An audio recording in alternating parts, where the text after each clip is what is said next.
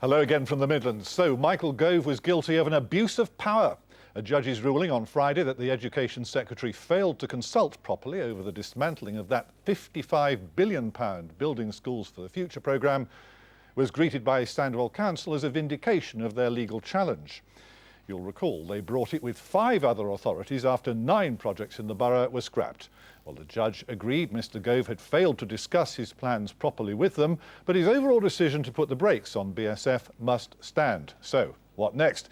Well, in a moment I'll be asking Darren Cooper, the Labour leader of Sandwell Council, and also James Morris, the Conservative MP for Halesowen and Rowley Regis. First, though, let's remind ourselves of that botched ministerial announcement.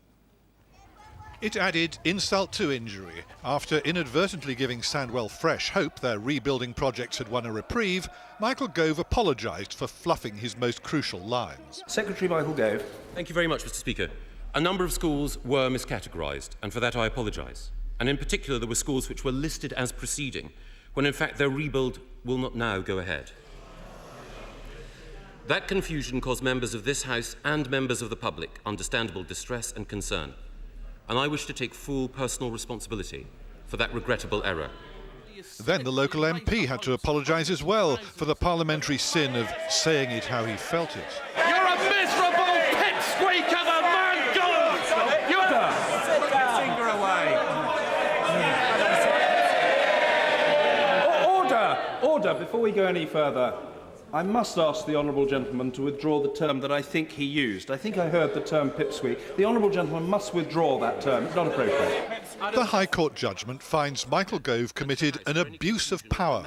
However urgent the country's economic problems, they didn't justify short-circuiting consultation. He must now reconsider his decision and discuss it more thoroughly. But significantly, the judge also ruled the final word still rests with the Education Secretary, and local communities were warned not to get their hopes up. Perhaps not all of the money, but what I'm very hopeful for is for them to reconsider their decision, do the right thing, to be seen to be doing the right thing, and to secure the future for the young people, not just here at Stuart Bathurst, but throughout the country. Michael Gove has repeatedly pledged more money for rebuilding schools, but using better delivery mechanisms than what he says was Labour's dysfunctional and bureaucratic BSF process. He also promised last summer he'd visit Sandwell. They're still waiting, Mr Gove.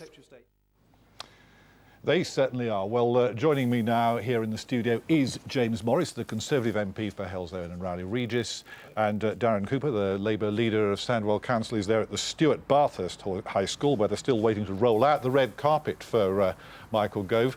Congratulations, Councillor Cooper, on your technical victory. But what really have you achieved by this? What have you really gained for all the public money you've thrown into this challenge? Well, first and foremost, Patrick, can I say welcome to wet and windy Wednesbury, but this is nothing compared to the storm that is now building up around Michael Gove. Yes, it was historical in the context that we were able to win the case, but that doesn't mean we've got the money at this point in time. How much money have you put into this challenge? Did you get good value for it?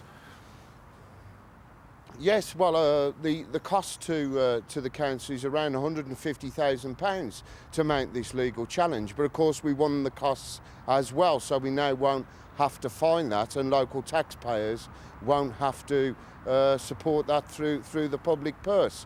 But you know, Michael Gove has promised to come here. I'm standing at Stuart Bathurst. It's one of the poorer schools in terms of its state.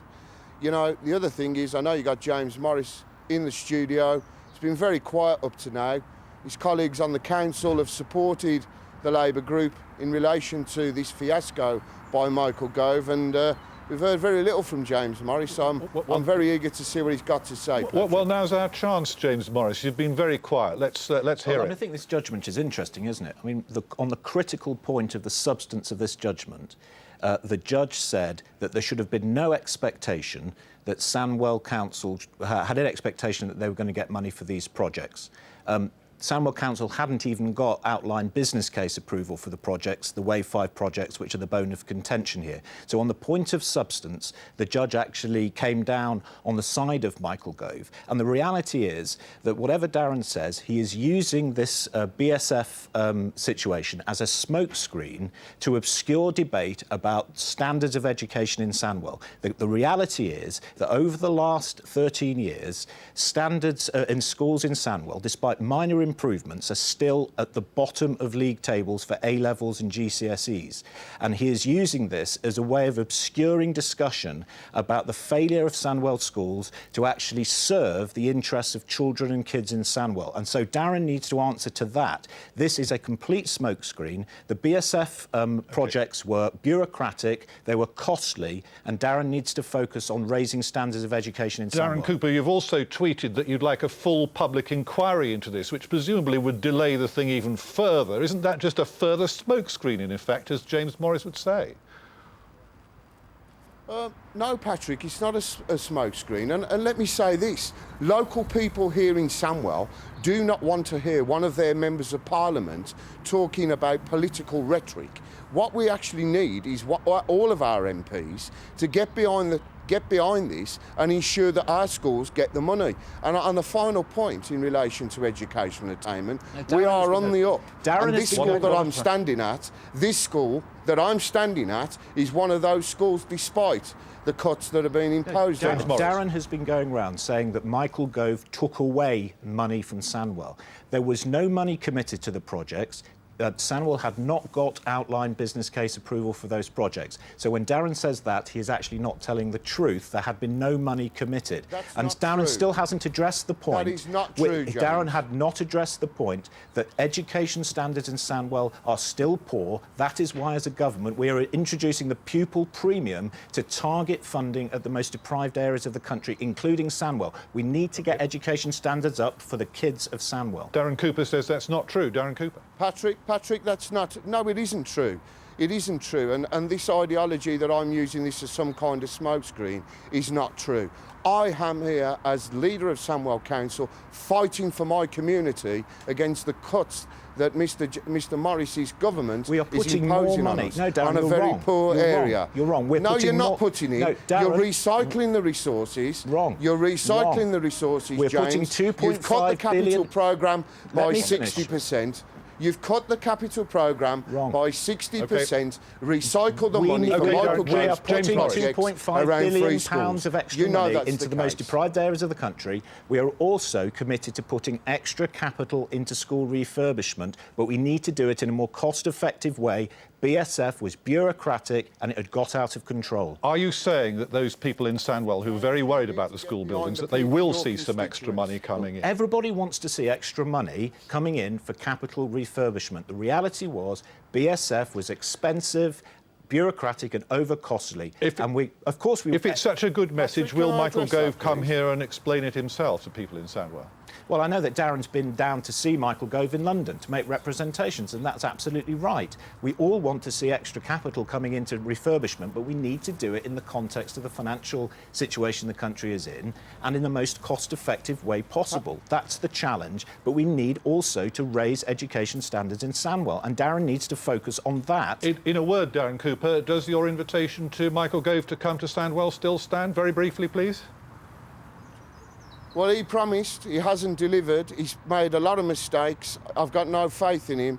Maybe James Morrison ought to be going down and advising David Cameron that it's time for Gove to go, Patrick. We must leave it there. My thanks to you both for being here with us today. And, of course, we'd like to know what you think about all this. The judge said the Education Secretary's decision was rational, but the way he went about it was not. So who should decide how the country's run? Who should have the final say, the politicians or the judges? That's our question today. Call us on 0845 300 1138, not forgetting to tell us your name and where you're calling from. Or you can email us at politicsshowwestmids@bbc.co.uk. I'll have some of your comments a little later in the programme.